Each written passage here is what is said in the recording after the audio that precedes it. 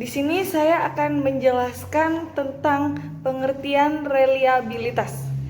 Yang pertama, menurut Sugiono tahun 2005, pengertian reliabilitas adalah serangkaian pengukuran atau serangkaian alat ukur yang memiliki konsisten bila pengukuran yang dilakukan dengan alat ukur itu dilakukan secara berulang.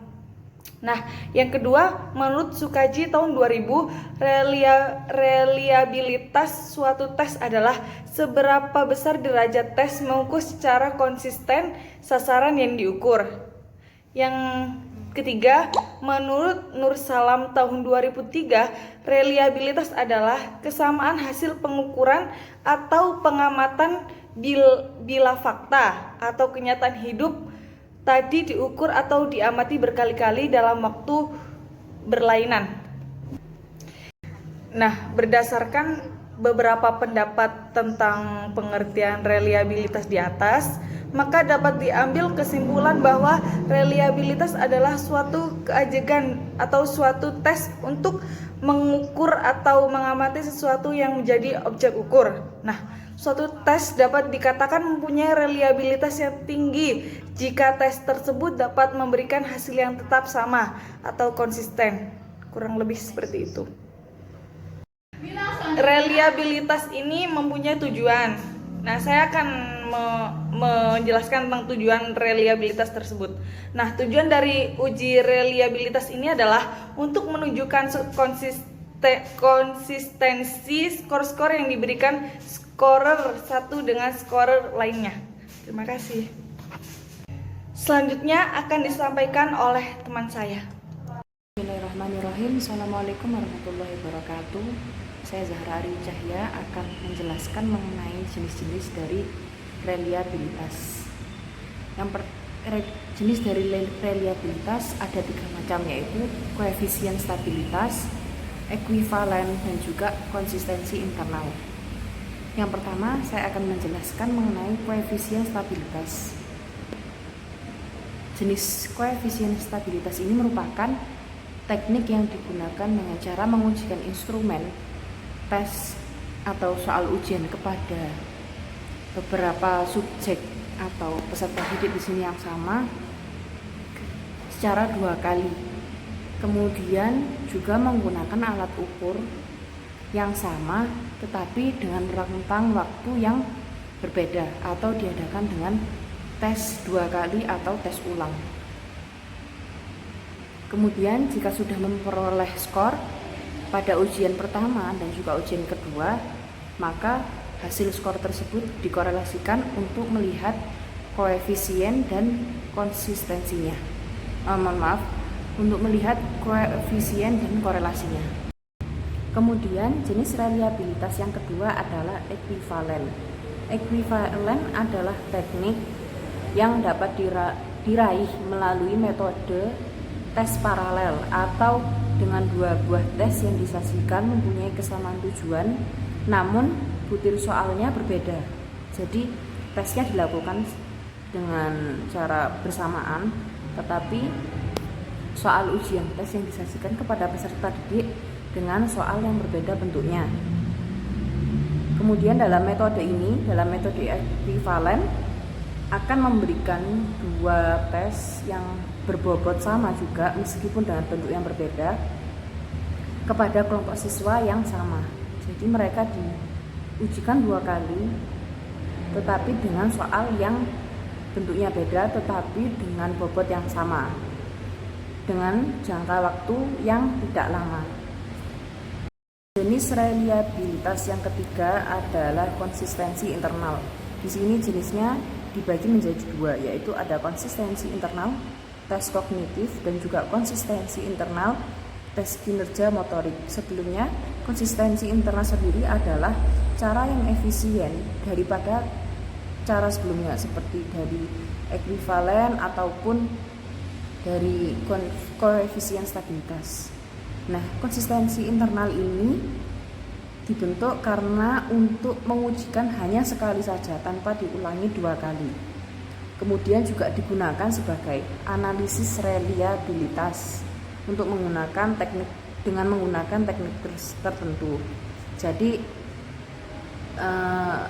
jenis reliabilitas konsistensi internal ini hanya dilakukan secara satu kali saja dan juga lebih efisien daripada jenis-jenis reliabilitas sebelumnya. Yang pertama ada konsistensi internal tes kognitif, yang mana konsistensi internal ini menilai dari sebagaimana kemampuan dan pengetahuan dari peserta didik. Pada teknik ini dilakukan dengan satu tes yang diberikan kepada satu kelompok siswa dan dicari proporsinya dengan kategori jawaban benar atau salah pada setiap butir soalnya. Jadi soalnya telah ditentukan untuk soal mengenai pemilihan benar atau salah saja. Kemudian yang cabang keduanya adalah konsistensi internal tes kinerja motorik, yang mana adalah penentuan reliabilitas tes kinerja motorik ini tidak dapat digunakan dengan cara tes tertulis, tetapi misalnya tes yang dilakukan secara berulang dan dilaksanakan dalam hari yang berlainan. Jadi tes pada konsistensi internal tes kinerja motorik ini atau mengenai penilaian keterampilan tidak berupa tes tertulis, tetapi mengenai penilaian dalam keterampilan peserta didik. Kemudian akan dilanjut materi pengujian reliabilitas dalam instrumen penilaian hasil pembelajaran oleh teman-teman saya. Assalamualaikum warahmatullahi wabarakatuh. Saya Syarul Kavin Robani akan menjelaskan pengujian reliabilitas. Yang pertama, teknik produk momen. A. Korelasi produk momen dengan simpangan baku menggunakan rumus seperti yang digambar. B. Korelasi produk momen dengan angka dasar menggunakan rumus seperti yang digambar.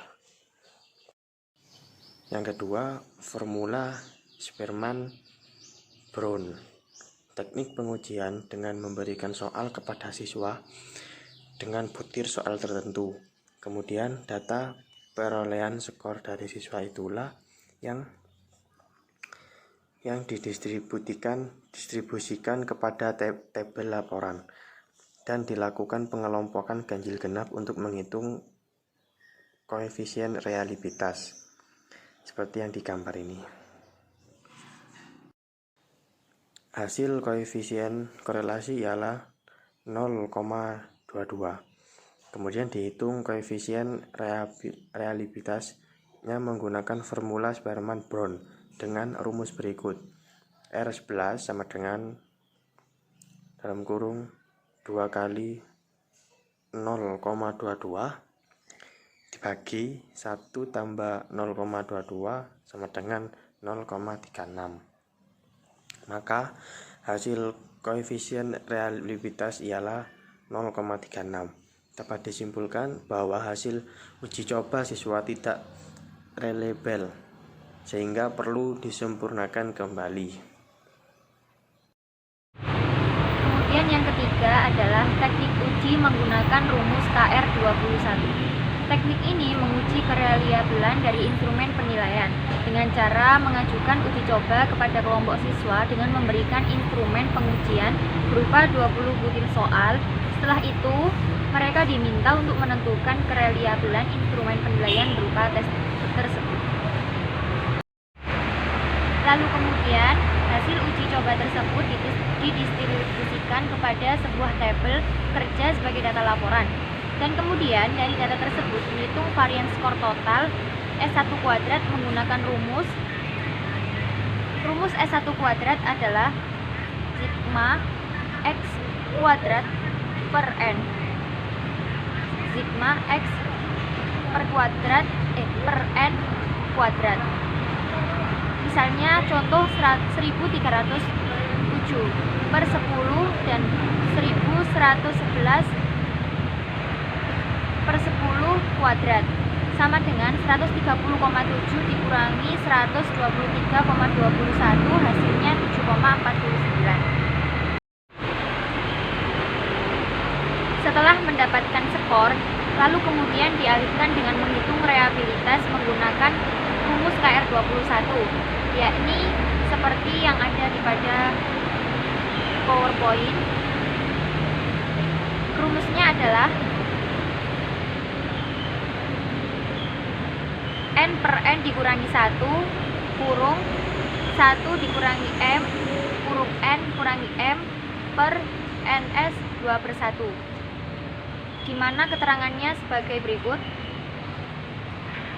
R21 adalah reliabilitas instrumen. Kemudian N adalah merupakan banyaknya butir soal, M adalah min atau rata-rata skor, kemudian S 2/1 merupakan varian total. Jika dimasukkan ke rumus, maka penghitungannya sebagai berikut, yang dimana lalu hasilnya mendapatkan 0,3584.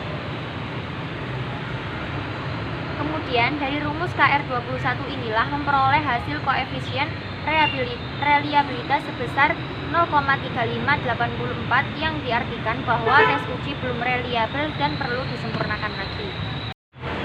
Lalu kemudian yang keempat adalah menggunakan rumus alfa.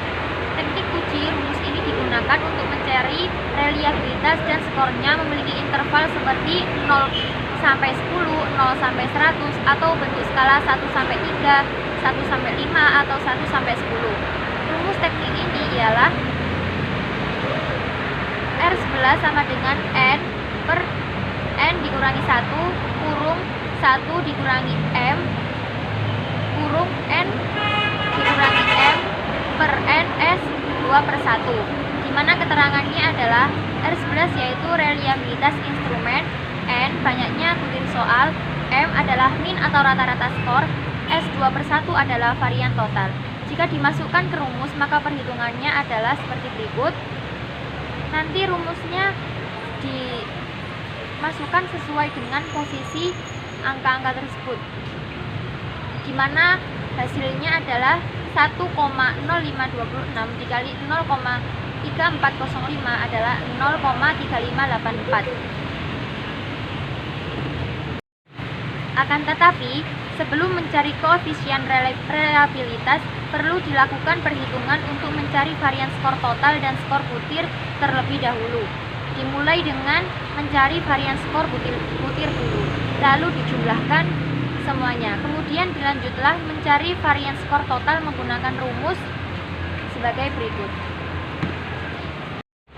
Jika semuanya sudah selesai, maka hasil yang diperoleh dimasukkan kepada rumus alfa, yaitu rumusnya adalah K per K dikurangi 1 kurung 1 kurangi sigma S B kuadrat per S 1 kuadrat sama dengan 5 per 5 dikurangi 1 kurung 1 dikurangi 28,8 per 103,56 sama dengan 5 per 4 kurung 1 dikurangi 0,27 yaitu 1,25 dikali 0,73 yang hasilnya 0,91, dimana berdasarkan perhitungan dengan menggunakan rumus alfa diperoleh koefisien reliabilitas sebesar 0,91.